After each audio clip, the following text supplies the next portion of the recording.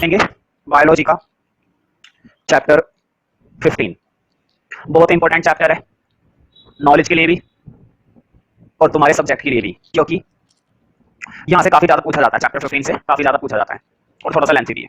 ये चैप्टर थोड़ा सा लेंथी भी है ना। तो चैप्टर का नेम डालो फटाफट अपने रजिस्टर में, इम्प्रूवमेंट इन फूड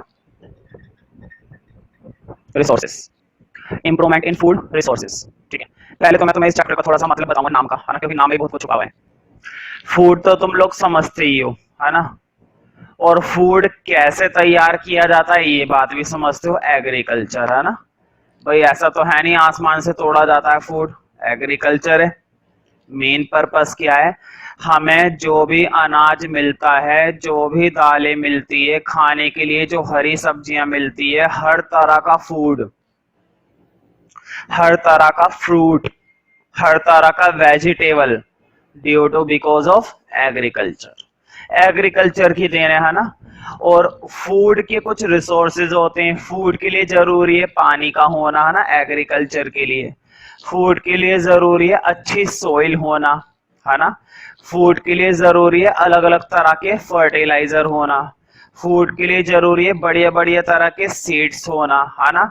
और एक कंट्री के अंदर अगर सभी को पर्याप्त मात्रा में फूड मिलता रहे तो उस कंट्री के पर्सन अच्छे से अपना जीवन जीते रहेंगे। इसका मतलब ये हुआ भाई फूड तो बहुत ही ज्यादा जरूरी है। बिना फूड के तो इंसान को कार्बोहाइड्रेट नहीं मिल पाता है, बिना फूड के तो इंसान को विटामिन नहीं मिल पाते हैं, बिना फूड के तो इंसान को एनर्जी नहीं मिल पाती है, बिना फूड के तो इंसान को प्रोटीन नहीं मिल पाता, बिना फूड के तो इंसान को फैट नहीं मिल पाता, है ना। बहुत सारी ऐसी चीजें हैं जो बॉडी को चलाने के लिए, बॉडी के अंदर के फंक्शंस को मेंटेन रखने के लिए फूड रोल प्ले करता है। और फूड को लगातार क्या करते रहना चाहिए, इंप्रूव करते रहना चाहिए।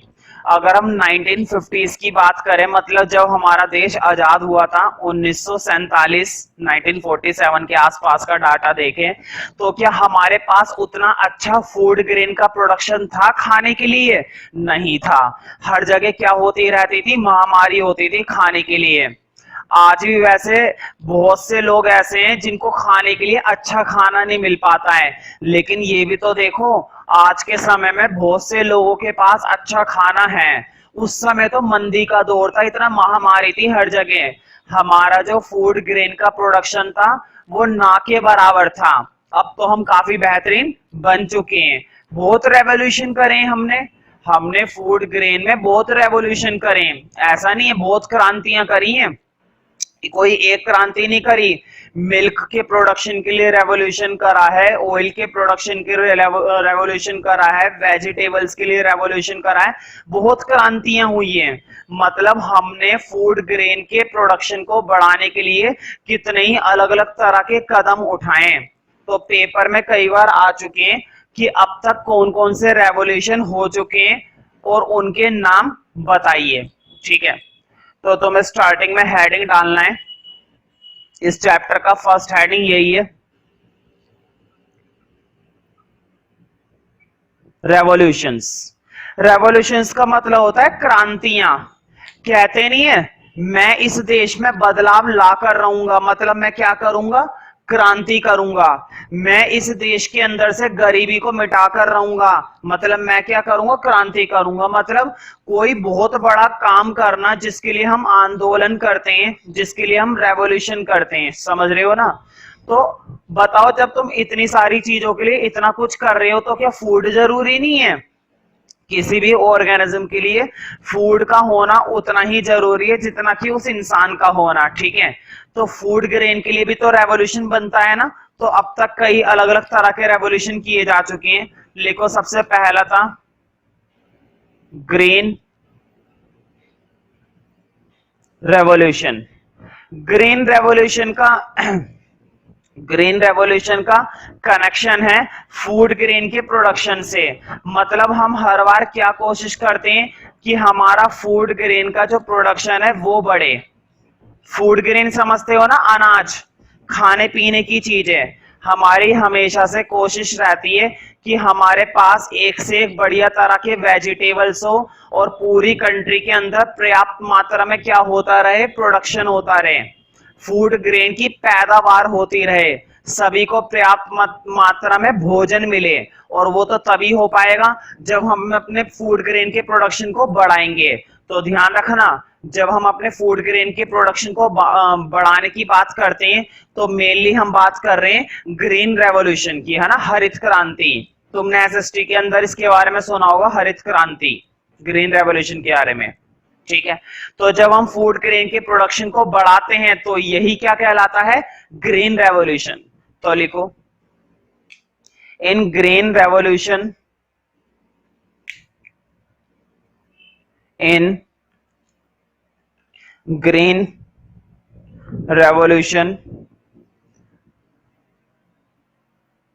increased the in green revolution increased the food grain production, increased the food grain production, increased the food grain production. मतलब जब हम अपने फूड ग्रेन के प्रोडक्शन को बढ़ाने की बात करते हैं तो मेनली हम बात कर रहे हैं ग्रीन रेवोल्यूशन की, है ना। अब अगला लिखो, नंबर 2, व्हाइट रेवोल्यूशन। कौन सा, व्हाइट। भाई नाम से ही पता चल रहा है किसके प्रोडक्शन से रिलेटेड होता है, बताओ। व्हाइट क्या होता है, मिल्क, है ना। यहां पर हम फोकस किस पर करते हैं कि मिल्क के प्रोडक्शन को बढ़ाया जाए, ज्यादा से ज्यादा मात्रा में एक कंट्री के अंदर क्या प्रोड्यूस किया जाए, मिल्क। और मिल्क किस पर डिपेंड करता है, पशुओं पर, है ना। पशुओं पर ही तो ये कोई पैदा होता है, एग्रीकल्चर का पार्ट है नहीं, लेकिन हाँ हमारे फूड ग्रेन प्रोडक्शन का तो पार्ट है, मतलब हमारी प्रोटीन का पार्ट है ये मिल्क, कैल्शियम का पार्ट है, ठीक है। तो व्हाइट रेवोल्यूशन में लिखो, यहां पर हम फोकस करते हैं कि ज्यादा से ज्यादा मिल्क का प्रोडक्शन बढ़ाया जाए, ज्यादा से ज्यादा मिल्क को अवेलेबल किया जाए पूरी कंट्री के अंदर। तो लिख लो, in white revolution, in white revolution which increased the in white revolution which increased the availability of, board पे लिख देता हूं, अवेलेबिलिटी ऑफ, अवेलेबिलिटी का मतलब होता है उपस्थिति, मतलब एक देश के अंदर ज्यादा से ज्यादा दूध की बढ़ोतरी हुए, ठीक है। which increased the availability of milk, milk जितना ज्यादा अवेलेबल होगा कंट्री के अंदर पीने के लिए उतना ही अच्छा है कंट्री के लोगों के लिए, ठीक है। तो व्हाइट से याद रहेगा तो मैं milk, which increased the availability of milk production, availability of milk production। Next लिखो, थर्ड वन, येलो रेवोल्यूशन। बताओ येलो, इसका कनेक्शन है ऑयल से, है ना। ऑयल भी बहुत जरूरी है भाई। भाई बताओ, ये भी हमारे फूड का पार्ट नहीं है, ऑयल वगैरह, ये भी तो हमारी सेहत के लिए जरूरी है, ठीक है। तो यहां पर फोकस किया जाता है ऑयल के प्रोडक्शन को बढ़ाने के लिए, ठीक है। तो लिख लो, in yellow revolution, in yellow revolution there is increased in oil production, in yellow revolution there is increased in yellow revolution there is increased in oil production, increased in oil production। increased in oil production.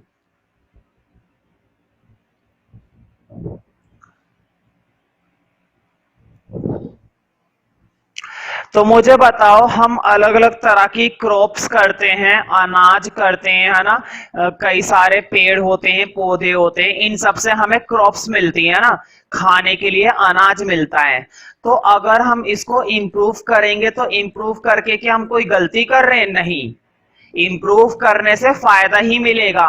हम लोगों की health condition के लिए अच्छा है, आने वाली generation के लिए अच्छा है, हमारी सेहत के लिए अच्छा है। हर तरह से फूड क्रॉप को इम्प्रूव करना बहुत ही बढ़िया है। क्यों? क्योंकि इन्हीं से हमें मिलता है प्रोटीन, इन्हीं से हमें मिलते हैं कार्बोहाइड्रेट्स, इन्हीं से हमें मिलता है फैट।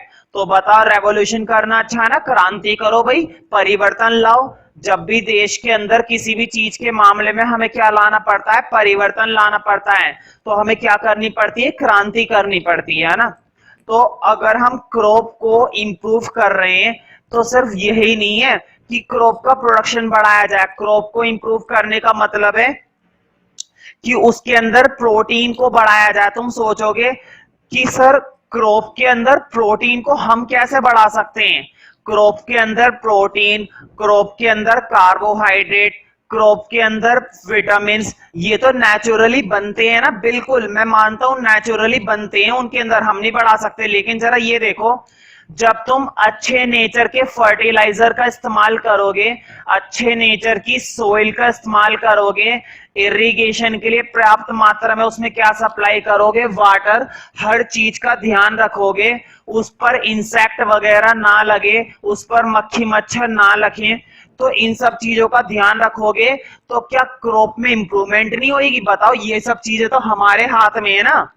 क्रॉप के अंदर प्रोटीन बनना ये नेचुरल बात है, क्रॉप के अंदर विटामिन, कार्बोहाइड्रेट, फैट का प्रोड्यूस होना ये बात नेचुरल है। लेकिन ये बातें तो हमारे हाथ में है ना, इनको तुम कंट्रोल करोगे तो क्रॉप पर फर्क नहीं पड़ेगा, इस चीज का अच्छा असर पड़ेगा। तो क्रॉप के अंदर विटामिन, प्रोटीन, इस चीज पर भी फर्क पड़ता है, इन सब चीजों का। मान लो अगर किसी फ्रूट के अंदर कीड़ा लग जाता है, अगर फ्रूट के अंदर क्या लग जाता है? कीड़ा वगैरह, तो क्या उस फ्रूट को खाना पसंद करोगे? नहीं, ठीक है। कभी कभी ऐसा हो जाता है क्योंकि वो पूरी तरह से बेकार हो गया है, ना तो उसमें काम का प्रोटीन बचा है, ना ही उसमें कोई विटामिन वगैरह, सब बर्बाद हो गया है, ठीक है। तो क्रॉप को इंप्रूव करना बहुत ज्यादा जरूरी है। तो चैप्टर का नेक्स्ट हेडिंग डालना,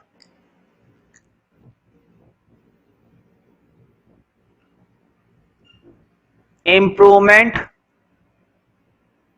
इन क्रॉप इल्ड। इल्ड पर अंडरलाइन कर लेना। इल्ड का मतलब सिंपल भाषा में समझाऊं? इल्ड तो बड़े मुश्किल हो जाओगे, समझने में भी नहीं आएगा, है ना। क्रॉप तो तुम समझते हो, क्रॉप मतलब हमारी फसल वगैरह, जिस चीज का भी हम क्या कर रहे हैं? प्रोडक्शन कर रहे हैं, जिस चीज का भी हम क्या कर रहे हैं? उत्पादन कर रहे हैं, ठीक है, वो क्रॉप कहलाती है। इल्ड का मतलब होता है, सिंपल भाषा में समझो तो, प्रोडक्शन। समझ रहे हो ना? मतलब क्रॉप प्रोडक्शन को हमें क्या करना चाहिए? इंप्रूव करना चाहिए। इंप्रूव का मतलब होता है सुधार करना चाहिए।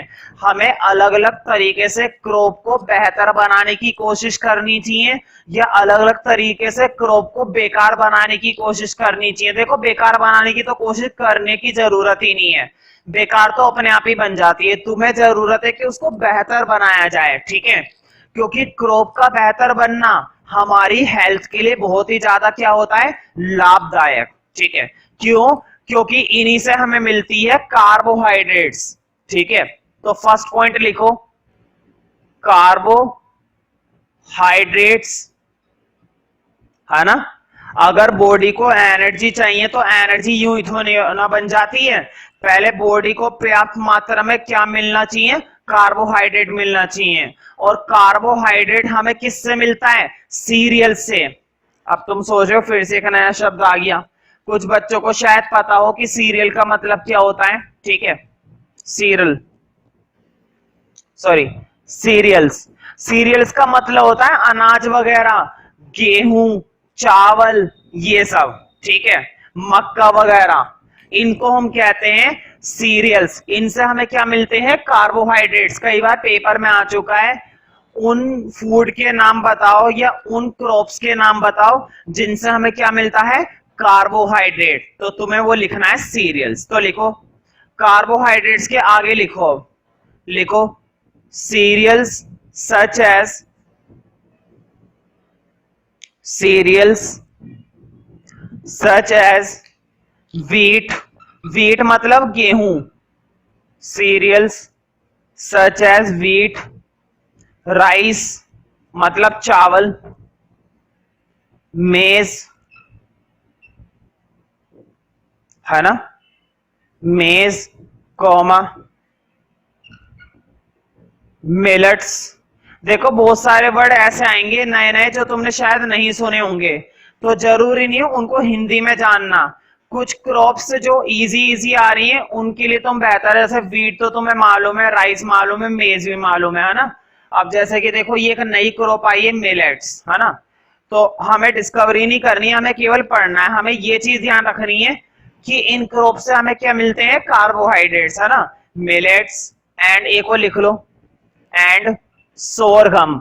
अब तुम्हें ये भी नहीं पता होगा, एंड सोरगम, ठीक है। तो कई बार क्या होता है, मिलेट्स वगैरह मोटा अनाज होता है, ठीक है, अनाज है लेकिन मोटा मोटा अनाज, ठीक है। तो इन सब से हमें मिलते हैं कार्बोहाइड्रेट। तो लिख लो they provide carbohydrates, they provide carbohydrates. तो पेपर में अगर आता है, बोर्ड पे देखो, पेपर में अगर आता है कि हमें क्रॉप की यील्ड को इंप्रूव क्यों करना चाहिए, तो तुम्हें रीजन देना पड़ेगा क्यों करना चाहिए। इसलिए करना चाहिए क्योंकि क्रॉप से हमें क्या मिलते हैं? कार्बोहाइड्रेट। कौन कौन सी क्रॉप से मिलते हैं? इन क्रॉप से मिलते हैं जो मैंने लिखवाई। ये बातें समझ में आ रही है ना? देखो कैसे आंसर क्वेश्चन आएगा पेपर में। क्रॉप के प्रोडक्शन को हम इंप्रूव कर रहे हैं, क्यों? वाई? कोई एक रीजन बताइए। तो तुम बताओगे because it is necessary for the carbohydrates, क्योंकि क्रॉप जरूरी होती है कार्बोहाइड्रेट्स के लिए। और कार्बोहाइड्रेट्स हमें कौन कौन क्रॉप प्रोवाइड करवाती हैं? ये वाली क्रॉप्स जो मैंने लिखवाई है, ठीक है। तो मुझे बताओ क्या सिर्फ कार्बोहाइड्रेट मिलता है? नहीं भाई, प्रोटीन भी मिलता है। लिखो नंबर 2, नंबर 2 एक्सप्लेन करेंगे प्रोटीन। प्रोटीन मेनली हमें मिलती हैं पल्सेस से, दालों से, है ना। पल्सेस जो होती हैं, अलग अलग तरह की जो दाल होती हैं, उनसे हमें क्या मिलता है? प्रोटीन। तो कुछ नाम लिखाऊंगा, लिखो प्रोटीन के आगे। अब लिखो पल्सेस लाइक, पल्सेस लाइक ग्राम। ग्राम के बारे में नहीं सुना होगा, लेकिन अगर मैं इसका हिंदी में मीनिंग लिख दूंगा, और तुम्हें भी लिखना है, और टेस्ट में भी लिख सकते हो, पेपर में भी लिख सकते हो। कैसे? ऐसे देखो, ग्राम के ब्रैकेट में लिख लो चना। चना समझते हो ना? चने भी दाल का ही पार्ट होते हैं, कभी तुम सोचो अलग चीज है ये चना। एक और लिखो दाल का नाम पी, कोमा लगा के लिखना पी। ये होती है हमारी मटर, उसी में आ जाती है पल्सेस में। एक और लिखो black gram, black gram, black gram इसको हिंदी में बोलते हैं उड़द की दाल, तो उड़द लिख लेना बस, ठीक है। इस तरह से लिखना है, ब्रैकेट में जरूर लिखना, समझने में आसानी रहेगी और टीचर के लिए भी। फिर लिखो ग्रीन ग्राम। पता है कौन सी दाल होती है ग्रीन ग्राम? मूंग की दाल, तो ब्रैकेट में लिख लेना मूंग, ब्रैकेट में लिख लो मूंग। और लिखो कॉमा लगा के लिखो पिजन पी, पिजन पी। अब तुम कहोगे भैया ये कौन सी कबूतर की दाल है? नहीं, कबूतर की दाल नहीं है, ये होती है हमारी अरहर की दाल, इंग्लिश में बोलते हैं पिजन पी। तो अगर घर पे मम्मी से बोलो ना कि मम्मी तुमने पिजन पी बनाई है, तो तुम्हारे दो लगाएंगी, वो कहेंगी क्या कह रहा है? कबूतर की दाल, कबूतर की मटर, है ना। एक और लिखो कॉमा लगा के लेंटिल, लेंटिल ये होती है हमारी मसूर की दाल,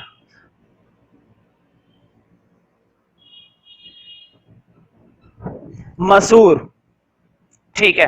तो ये कुछ पल्सेस हैं और लगभग सभी पल्सेस से हमें क्या मिलता है, प्रोटीन मिलता है। मतलब अगर पेपर में आता है प्रोटीन हमें किन से मिलता है, पल्सेस से। कोई सी भी 4 पल्सेस के नाम बताइए तो तुम ये बता सकते हो। समझ रहे हो ना कैसे आंसर देना है। देखो पेपर में कैसे आएगा, हेडिंग क्या डाल रखा था मैंने, हेडिंग देखो मैंने तो रब कर दिया हेडिंग, तुम्हारी में अभी भी नोट हुआ है। हेडिंग था कि क्रॉप को इंप्रूवमेंट करना चाहिए। क्वेश्चन ये क्यों करना चाहिए, क्यों करना चाहिए, क्योंकि इनसे हमें मिलता है कार्बोहाइड्रेट। क्यों करना चाहिए, क्योंकि इनसे हमें मिलता है प्रोटीन। समझ गए ना, 2 पॉइंट आ गए हमें। पेपर में अगर आ जाता है कि कार्बोहाइड्रेट और प्रोटीन हमें किन किन चीजों से मिलता है, तो कार्बोहाइड्रेट हमें मिलता है सीरियल से। देखो C4 कार्बोहाइड्रेट और C4 सीरियल्स, तो तुम्हें ऐसे याद रहेगा। P4 प्रोटीन, P4 पल्सेस, है ना, कंफ्यूज मत होना। अब नेक्स्ट लिखेंगे भाई, जरूरी थोड़ी ना है क्रॉप से यही 2 चीजें मिलती है, और भी बहुत सारी चीजें। लिखो तीसरा, फैट। बॉडी को तुम ये मत सोचना भैया फैट की क्या जरूरत है, फैट तो नुकसानदायक होता है, बिल्कुल मैं भी मानता हूं फैट नुकसानदायक होता है, लेकिन जब जरूरत से ज्यादा बनने लगता है ना फैट, तब नुकसानदायक होता है। वरना बॉडी को जितने फैट की जरूरत है उतना फैट तो उसे मिलना ही चाहिए। कई बार क्या होता है, हम ज्यादा ऑयली खाना खाते रहते हैं, खाते रहते हैं, अक्सर तला हुआ खाना पसंद करते हैं, तो उस स्थिति में हमारे बॉडी के अंदर फैट जरूरत से ज्यादा बनने लगता है, वो नुकसानदायक है। फैट का ना मिलना ये अच्छी बात नहीं है। हाँ जितने की जरूरत है उतना तो मिले कम से कम, जरूरत से ज्यादा लोगे तो फिर नुकसान है उस केस में, है ना। तो जरूरत से ज्यादा नहीं लेना चाहिए, लेकिन हाँ बॉडी को जरूरत तो पड़ती है। और तुम्हें मालूम है फैट, फैट हम हर उस चीज से प्राप्त करते हैं जिसके अंदर क्या होता है, ऑयल, ऑयल सीड्स, मतलब तेल वाले बीज, जैसे कि मस्टर्ड ऑयल हमारा ना, सोयाबीन वगैरह। तो लिखो जर्नली फैट हमें इन्हीं चीजों से मिलता है। तुमने देखा होगा बादाम का तेल, अखरोट का तेल, सरसों का तेल, है ना, ये सब। तो लिखो फैट के अंदर लिखो ऑयल सीड्स, बोर्ड पे लिखा हुआ है ये रहा, ऑयल सीड्स लाइक, अब मैं कुछ लिखवा रहा हूं, oil seeds like soybean, soybean होता है ना रिफाइंड, सोयाबीन कॉमा ग्राउंडनट, ये नहीं लिया होगा कभी तुमने, मूंगफली का तेल होता है, ये काफी महंगा होता है, ग्राउंडनट कॉमा सी सेम, सी सेम, सी सेम कॉमा कस्टर। देखो कुछ तो तुमने सुने ही नहीं है तो परेशान मत हो, ये सुना होगा मस्टर्ड, सरसों का तेल, mustard oil comma linseed, इसको हम पढ़ते हैं linseed, LINSEAD, linseed, and sunflower, है ना। तो ये कुछ क्रॉप्स हैं जिनसे हमें क्या मिलता है, फैट। तो ये सब चीजें हमें फैट प्रोवाइड करवाती हैं। तो छोटी छोटी बातों का ध्यान रखोगे तो बढ़िया रहेगा, वरना तो बढ़िया रहता ही है, ठीक है। तो सनफ्लावर के बाद लिखो they provide fat, they provide fat. तो ये सब चीजें हमें क्या प्रोवाइड करवाती हैं, फैट प्रोवाइड करवाती है। मतलब बॉडी को अगर फैट चाहिए तो हमें इन तरह की चीजों से फैट मिल जाता है, लेकिन ना तो जरूरत से ज्यादा और ना ही जरूरत से कम, जितने की जरूरत है उतना।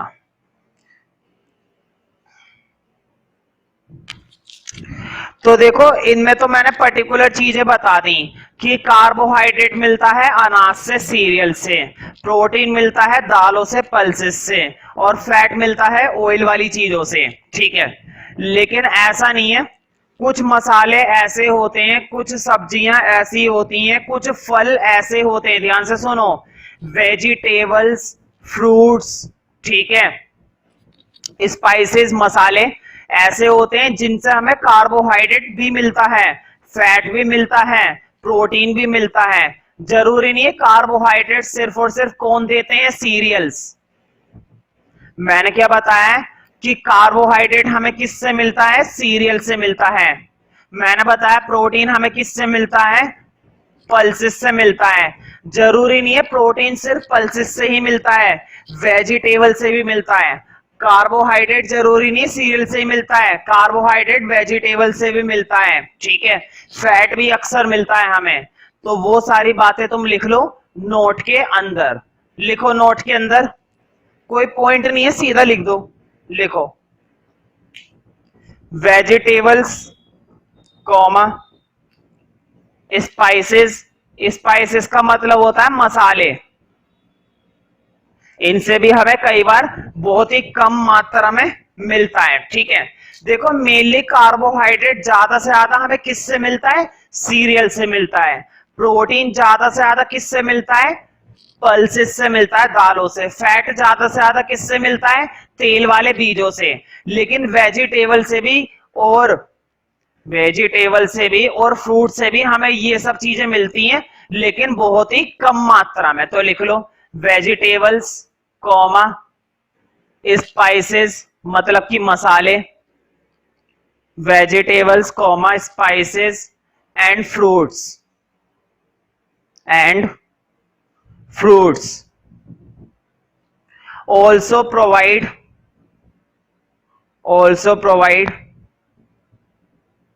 carbohydrates, protein also provides carbohydrates, protein,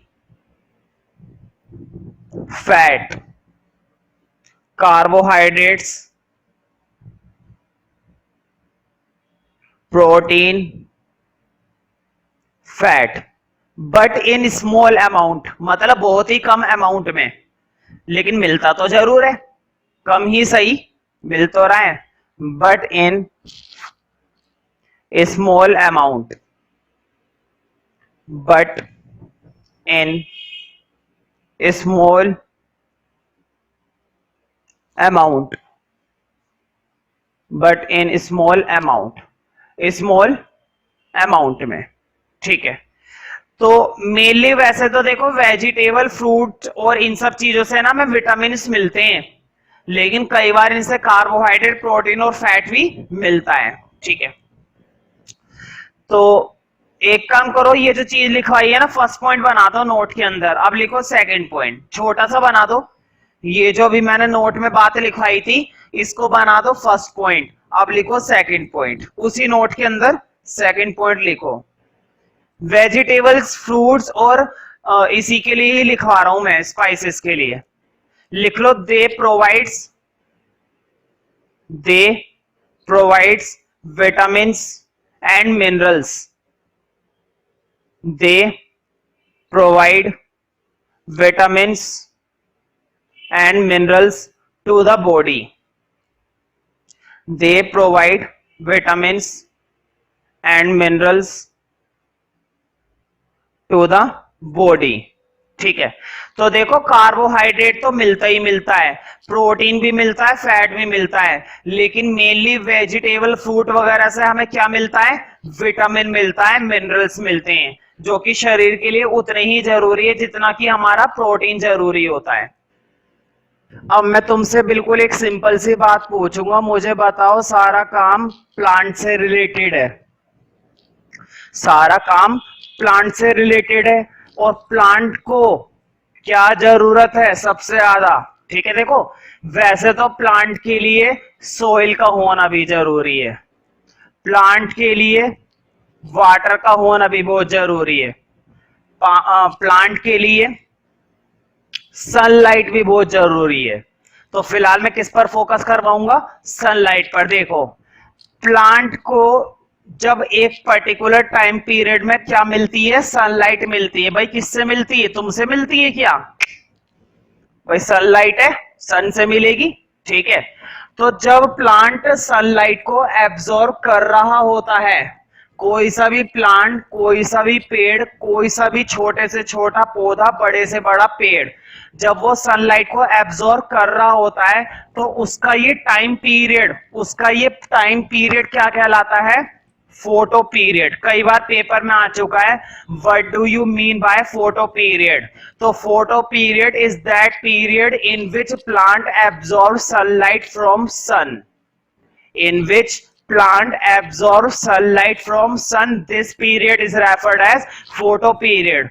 जहां पर भी ये वर्ड लग जाता है ना फोटो, वहां पर बात किसकी होती है? सनलाइट की। ठीक है, तो एक काम करो, वैसे तो कोई हेडिंग वेडिंग नहीं है ना, एक छोटी सी डेफिनेशन थी जो मुझे बतानी थी, तो जैसे मर्जी लिखना चाहो लिख लो, डॉट बनाकर लिखना चाहो फोटो पीरियड की डेफिनेशन तो डॉट बना के लिख लो, और अगर पॉइंट बनाना चाहो तो पॉइंट बनाकर लिख लो, बस एक डेफिनेशन लिखनी है और कोई बात नहीं है। तो लिखो ड्यूरेशन ऑफ सनलाइट। हर समय थोड़ी ना होता है फोटो पीरियड, कब होता है? दिन में होता है, जब तक सन निकला रहता है ना, तब तक होता है फोटो पीरियड।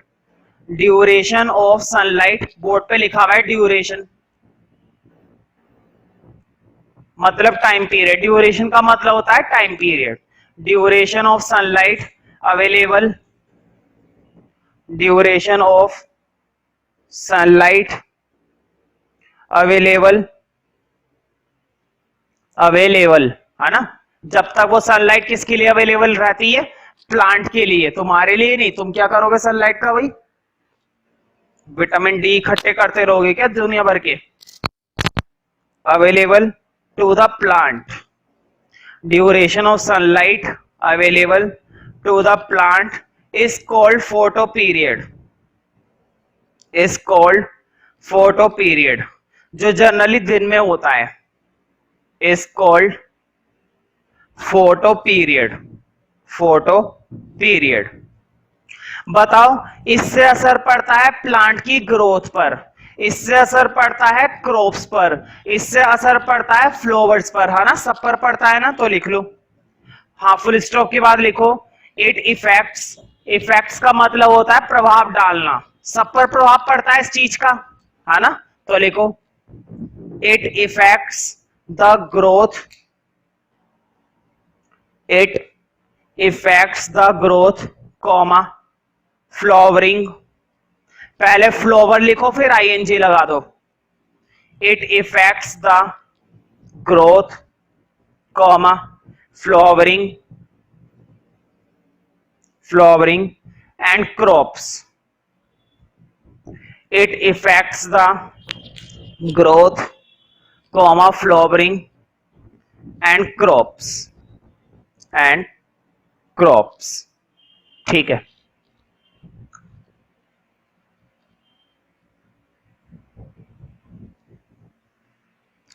देखो नेक्स्ट हेडिंग डालो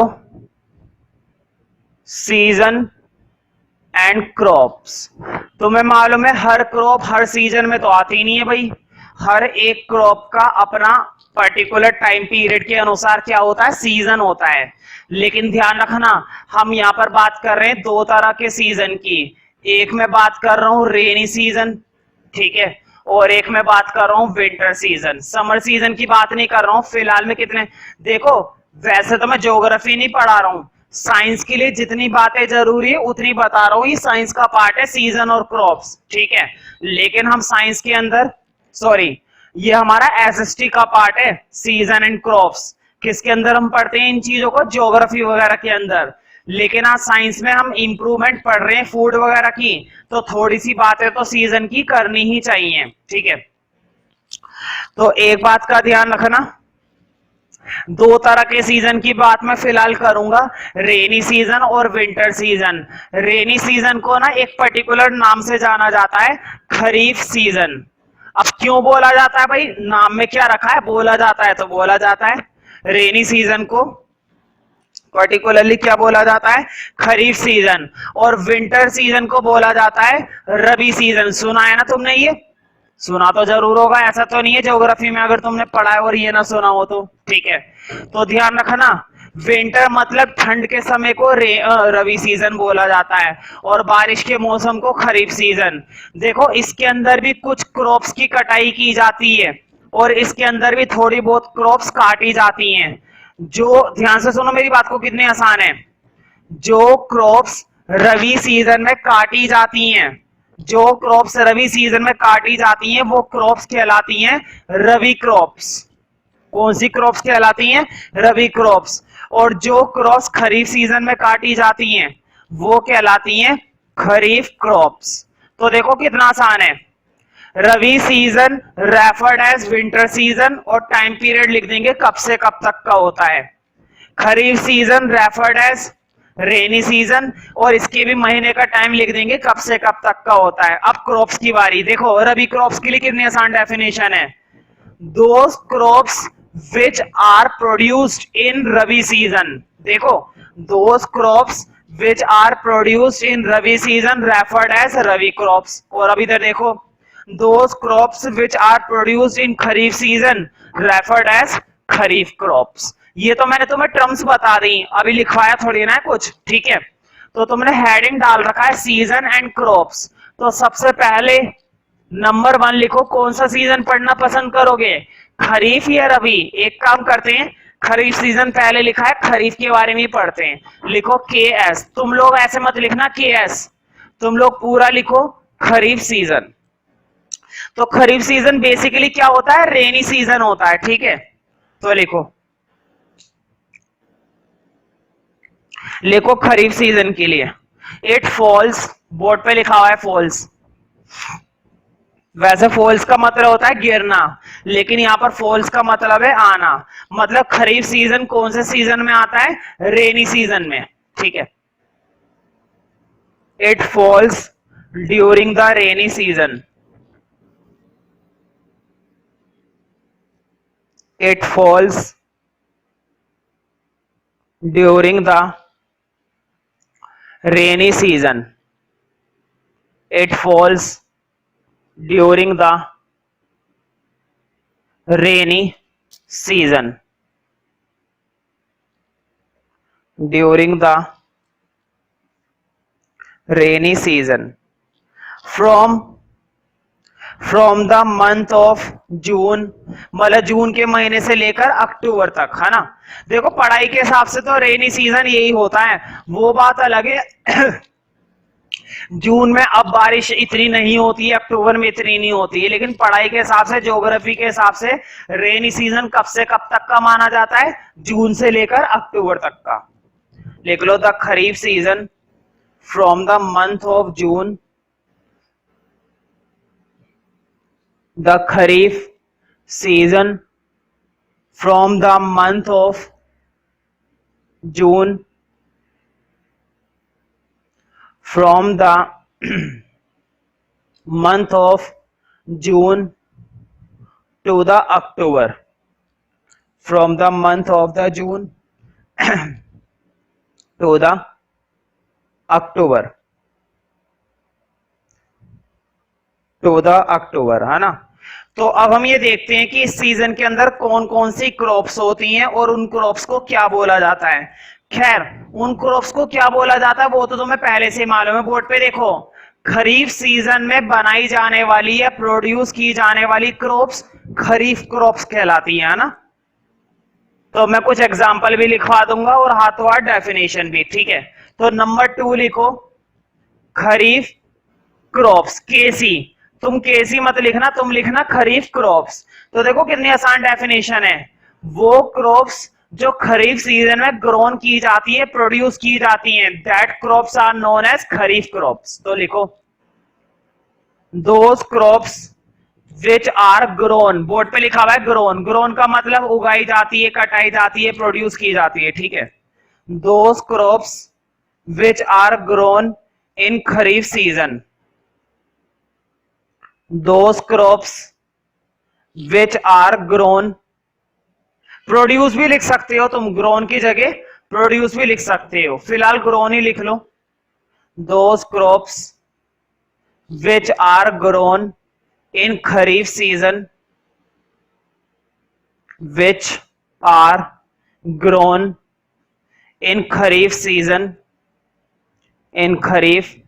season are called kharif crops, are called kharif crops, are called kharif crops, उनको हम कहते हैं खरीफ क्रॉप्स। अब कुछ खरीफ क्रॉप्स के एग्जांपल लिख लो, लिखो for example paddy,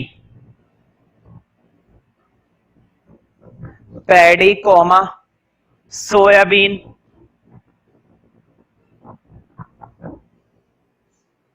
paddy comma soybean, pigeon pea, इसके बारे में पहले बता दिया था, पीजन पी, मेज, कॉटन, है ना, green gram,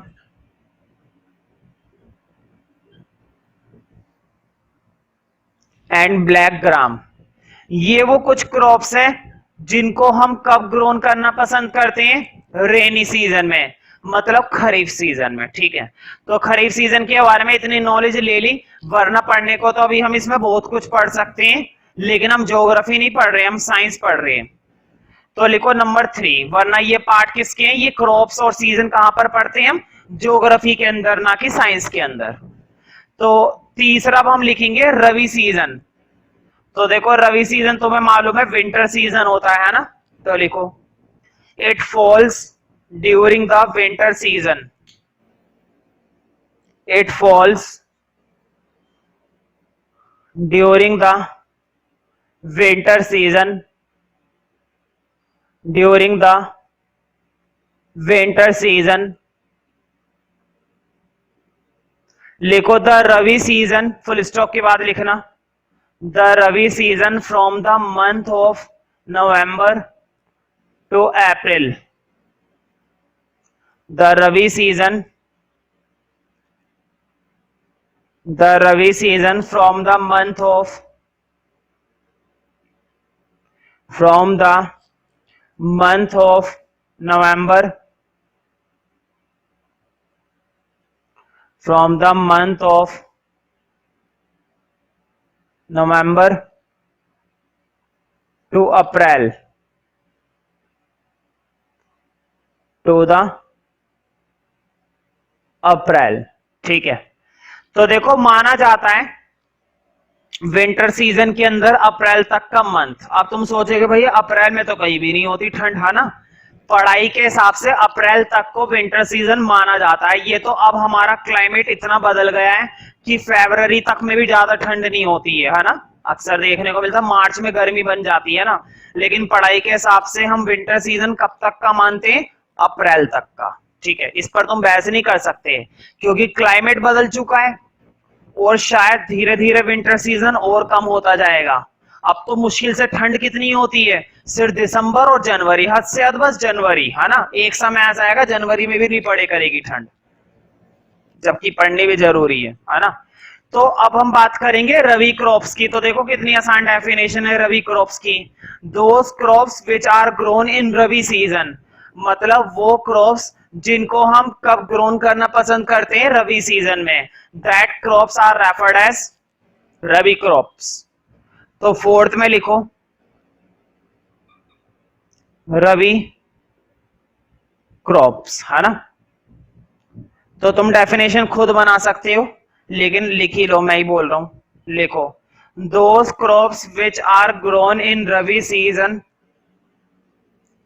those crops which are grown in Rabi season, those crops which are grown in Rabi season are called Rabi crops, are called Rabi crops। उन क्रॉप्स को हम क्या बोलते हैं, rabi crops, are called rabi crops. लिखो for example, for example wheat, board पे लिखा हुआ है वीट मतलब गेहूं, वीट, पी मटर, है ना, P PEA, PEA, P grams अनाज वगैरह, ठीक है, एटसेट्रा कर लेना। तो कुल मिलाकर तुमने ये देखा कि किस तरह से हमने प्रोडक्शन के लिए रेवोल्यूशन करे, है ना। और रेवोल्यूशन इसलिए करिए क्योंकि फूड ग्रेन से ही हमें क्या मिलता है, प्रोटीन मिलता है, विटामिन मिलते हैं, कार्बोहाइड्रेट मिलते हैं। तो जब इतना कुछ मिल रहा है तो इंप्रूवमेंट होनी बनती है ना। और वाकई में इंप्रूवमेंट हुई भी है, ऐसी बात नहीं है।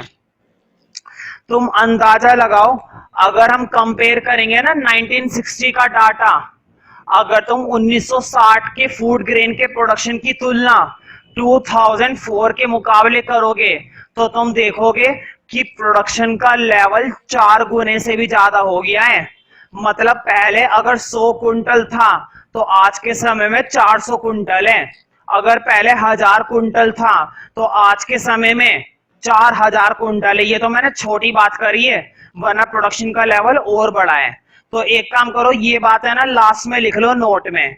ये नोट बिल्कुल अलग है, इस नोट का अभी तक किसी भी टॉपिक से लेना देना नहीं है, सेपरेट लिखवा रहा हूं, एक रफ नॉलेज लिखवा रहा हूं। अगर पेपर में बाई चांस पूछा जाता है कि पिछले 50-60 सालों में हमारे फूड लेवल का प्रोडक्शन कितना बढ़ा है, तो तुम कह सकते हो कि फूड लेवल का प्रोडक्शन बढ़ा है कम से कम 4 टाइम्स। कितने गुना बढ़ा है? 4 गुना। समझ रहे हो ना। अब लिखो, लिखो इन इंडिया, भारत की बात कर रहे हैं भैया। In India there has been a 4 times, board पे लिखा हुआ है 4 times. In India there has been a 4 times increase in production of food. In India, there has been a 4 times increase. In India, there has been a 4 times increase in production of food grain. In production of food grain.